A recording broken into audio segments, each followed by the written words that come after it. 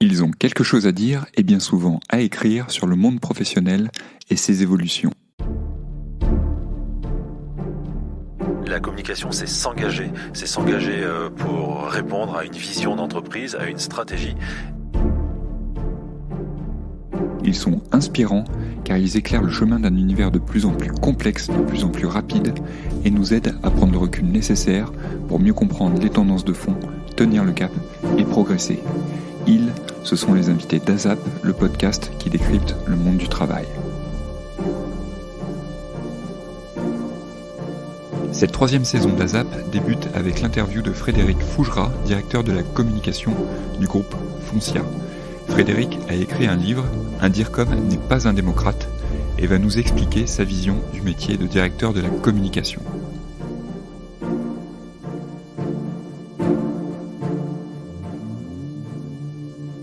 Alors je suis Frédéric Fougera, je suis aujourd'hui le directeur de la communication du groupe Foncia. Le groupe Foncia, pour le situer, c'est le leader européen des services immobiliers résidentiels. J'ai 54 ans, je suis autodidacte, j'ai commencé à travailler il y a plus de 30 ans. J'ai abandonné mes études, une première année d'études de droit, donc après le baccalauréat, pour me lancer et participer à la création des radios libres en France. Ça peut paraître anecdotique ou très loin pour les plus jeunes, mais ça a été une aventure exaltante. Ça a été un bon prétexte pour arrêter les études où je n'étais pas forcément à l'aise d'être dans une situation passive, juste à apprendre sans avoir à faire. Alors ça m'a empêché de devenir avocat et de jouer un rôle de Robin des Bois comme j'imaginais, je fantasmais pouvoir l'être pour être la relation, le soutien, l'aide des plus démunis. Mais ça m'a permis de découvrir un métier, une activité qui se crée, qui était assez naissante.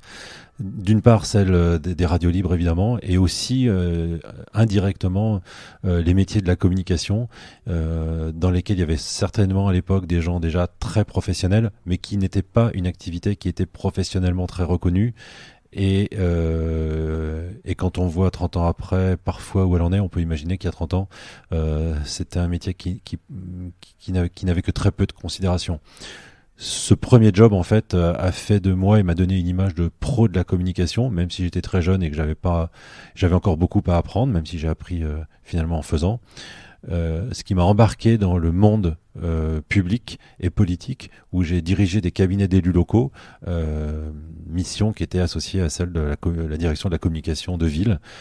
J'ai fait plusieurs villes moyennes, j'ai également travaillé à l'Assemblée nationale auprès d'autres élus locaux et notamment un président de région, de la région centre. Puis j'ai décidé de tenter ma chance dans le secteur privé, pensant aussi avoir un peu fait le tour du métier ou de mes activités dans le secteur public. Et j'ai donc basculé dans le secteur privé en rencontrant le président d'un grand groupe qui s'appelle Philippe Salle, qui était président du groupe Védior, qui a été président de groupes différents dans des secteurs d'activité très différents que sont Géoservice dans le pétrole, qui était Altran, qui vient d'être acheté par Capgemini dans la recherche et le développement, qui était Elior dans la restauration collective et la restauration de concessions, aujourd'hui chez Foncia dans les services immobiliers. Et la particularité de mon parcours, si on peut dire, c'est que je suis toujours aux côtés aujourd'hui de Philippe Salle, qui a été le président de l'ensemble des groupes que je viens de citer. Je suis autodidacte.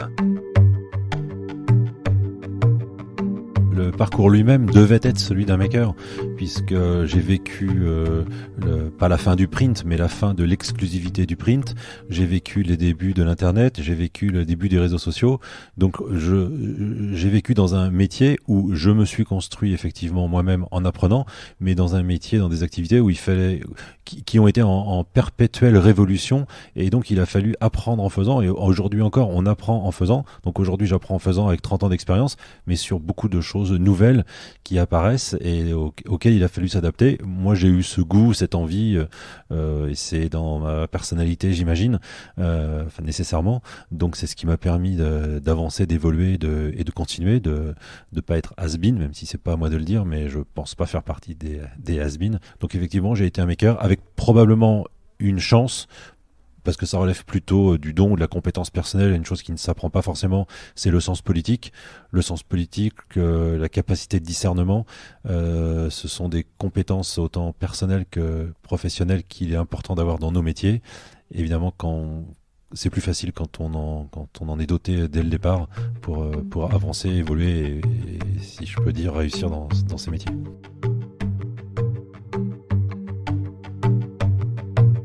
Donc aujourd'hui, j'apprends en faisant avec 30 ans d'expérience.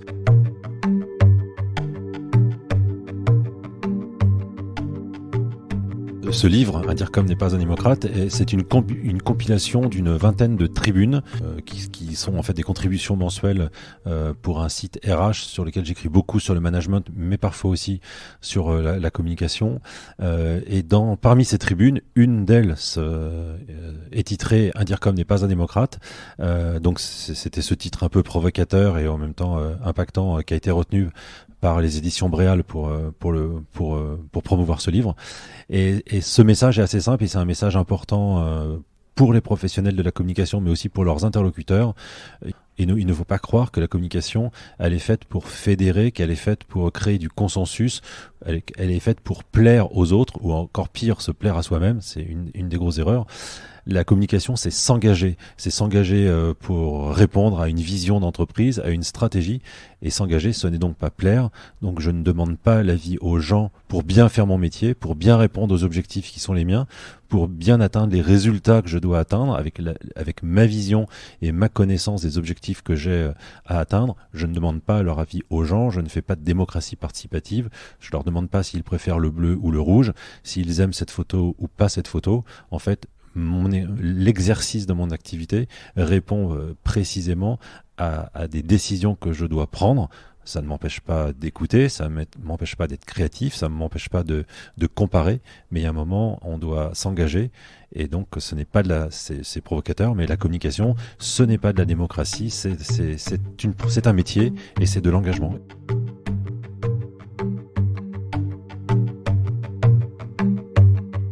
Il ne faut pas croire que la communication, elle est faite pour fédérer.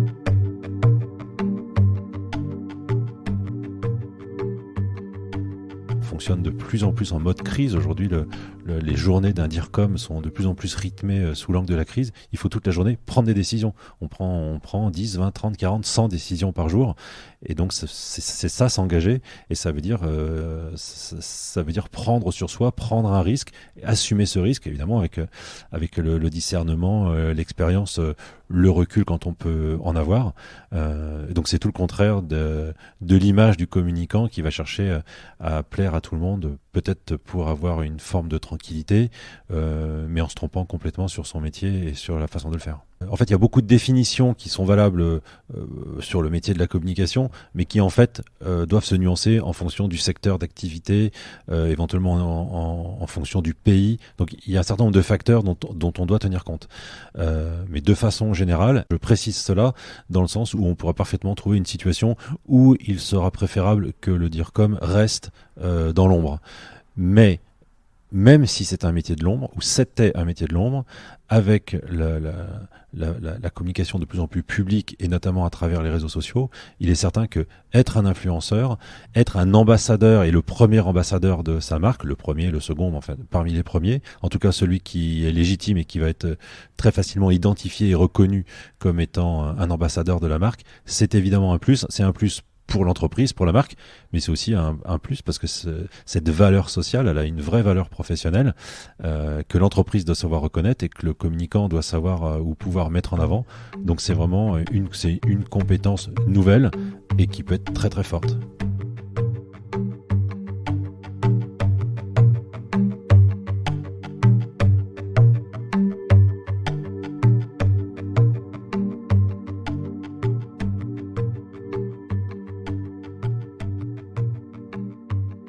Là, c'est une petite provocation, mais c'est vrai que dans nos métiers, on mesure l'efficacité d'une campagne ou d'un propos avec l'unité de bruit médiatique, l'UBM. Et j'ai toujours déploré qu'on soit pas capable de mesurer aussi l'unité de bruit inutile, parce que cela arrive souvent aussi, finalement, qu'on parle de beaucoup de sujets sans aucun intérêt, et donc avec le seul sentiment que finalement c'est fait pour faire du bruit. Et on est quand même dans une vie qui est assez stressante, qui est assez violente dans les relations, qui est violente par la pollution. Mais la pollution, c'est pas que la pollution atmosphérique, c'est aussi la pollution sonore. Enfin, c'est toutes les sortes de pollution. Et finalement, on pourrait aussi mieux vivre si parfois on préférait se taire plutôt que de parler.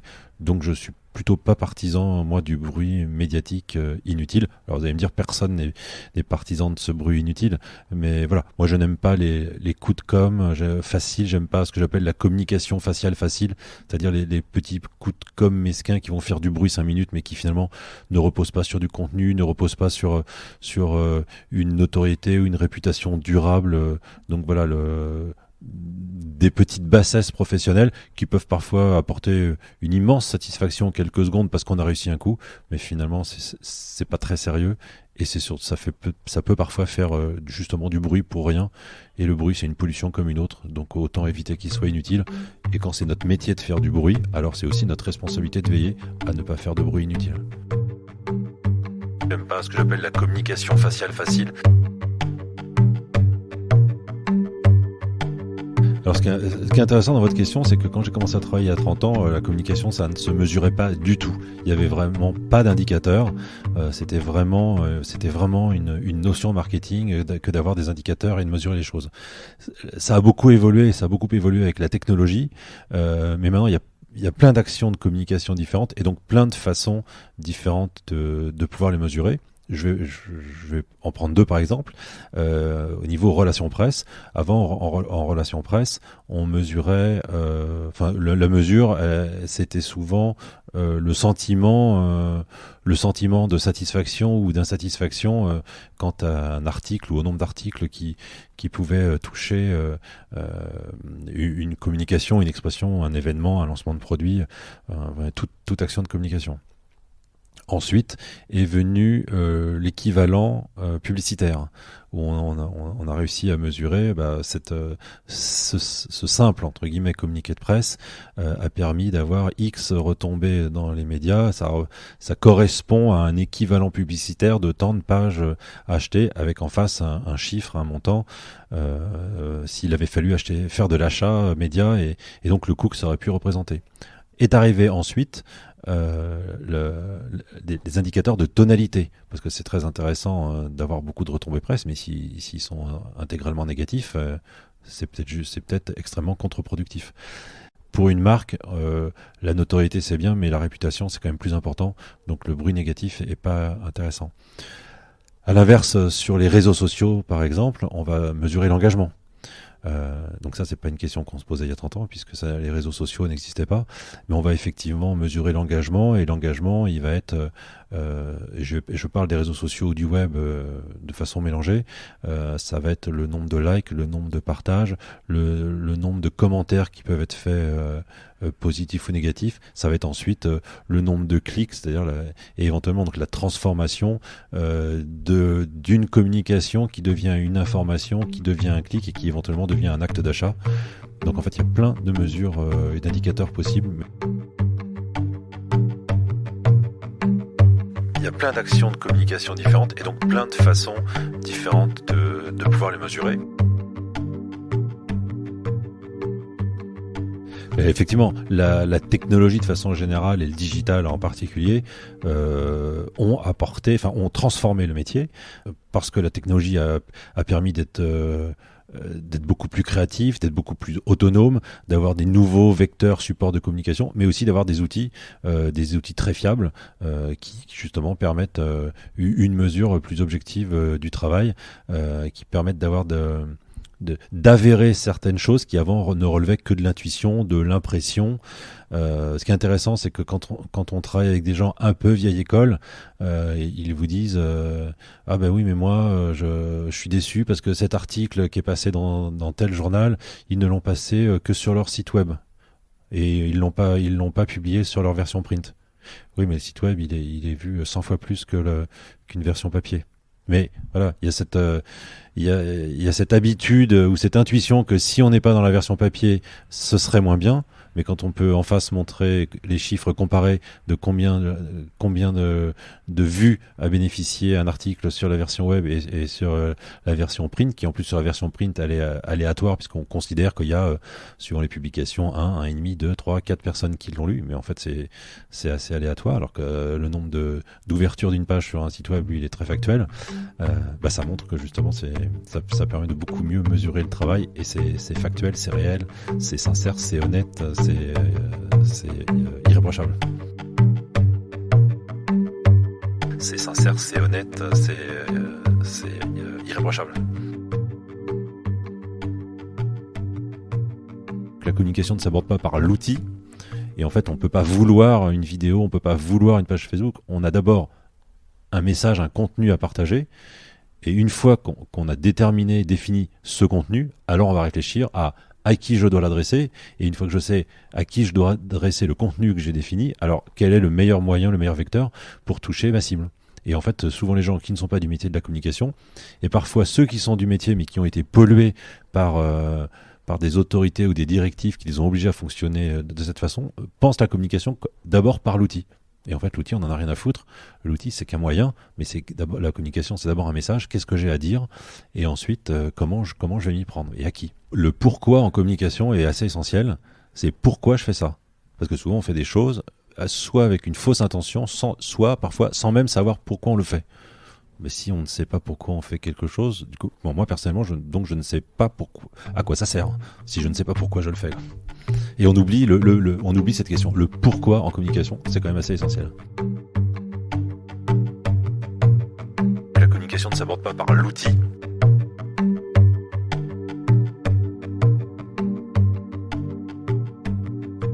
Les valeurs ont une dimension très personnelle, et bien plus personnelle finalement que collective de l'entreprise. Donc pour moi, l'entreprise ne devrait plutôt pas avoir des valeurs, mais devrait avoir des engagements. Et ces engagements, ce sont donc des objectifs, et des objectifs où on part d'un point qui est 0 ou pas 0, et dans lequel on va progresser, qui est exactement la philosophie de la RSE, qui n'est pas de régler définitivement un problème, mais de s'engager à progresser sur un problème. Et suivant les problèmes, l'entreprise peut avoir des objectifs sur des quantités différentes, sur un calendrier différent. Mais ce qui compte, c'est encore une fois de savoir pourquoi on fait quelque chose. Donc que cet engagement réponde à ce pourquoi, et que le progrès qui est lié à cet engagement soit mesurable, donc c'est concret. Parce que si c'est pas mesurable, finalement ça va ressembler essentiellement à de l'affichage, et si c'est que de l'affichage, alors c'est que de la communication. Et des valeurs, et j'associe valeurs à RSE parce que finalement c'est très lié. Si ce n'est que de l'affichage et donc que de la communication, c'est nul, et c'est même pas de la bonne communication.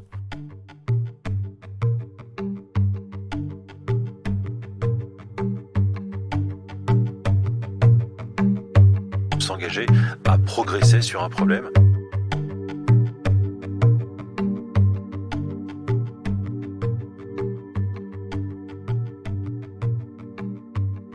Être un bon communicant, ce n'est pas être présent partout et s'exprimer sur tous les sujets, et du coup ne donner aucune lisibilité ou visibilité de ce que l'on est ou de ce que l'on pense. Donc ça veut dire ce que j'appelle définir une ligne éditoriale. Si je travaille dans des métiers scientifiques, par exemple, je vais publier ou partager des informations qui concernent ces activités scientifiques. Si je veux travailler dans une école vétérinaire ou auprès d'animaux, je vais me concentrer sur des sujets qui concernent les animaux, qui peuvent être très spécialisés sur un point, qui peuvent être spécialisés sur une géographie, qui peuvent être spécialisés sur une activité, mais je vais rester cohérent avec l'image que je veux donner sur cette thématique. Je crois que dans tous les cas, sauf à vouloir travailler dans la politique, je vais plutôt exclure toute considération ou tout sujet qui sont liés à la politique ou qui sont liés à toute forme de discrimination possible contre soi. C'est-à-dire que je ne vais pas me créer une ligne éditoriale dans laquelle il va y avoir de la polémique possible, et dans laquelle contre laquelle forcément des gens seront pour ou des gens seront contre. Donc je vais retirer tout ce qui est supposé clivant. Mais encore une fois, si on parle d'image professionnelle, le mieux, c'est de se définir une ligne éditoriale et donc un périmètre de thématiques sur lesquelles on peut s'exprimer et sur lesquelles on doit s'exprimer, mais hors duquel on ne doit surtout pas s'exprimer pour garder une visibilité et une cohérence quant aux sujets que l'on peut traiter, sur lesquels on est compétent, sur lesquels on est intéressé.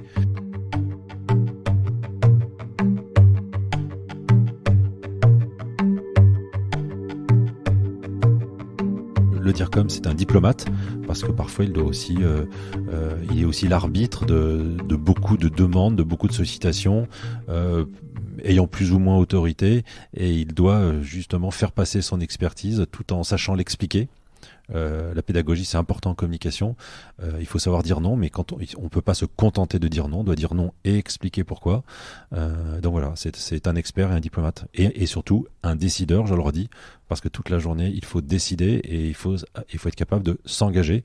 Donc c'est pas non plus un métier qui est fait pour les gens qui ont plus de facilité dans le travail en collectif, dans le sens où on leur demande pas de s'engager, ou dans le participatif. C'est un métier où il faut savoir prendre des risques.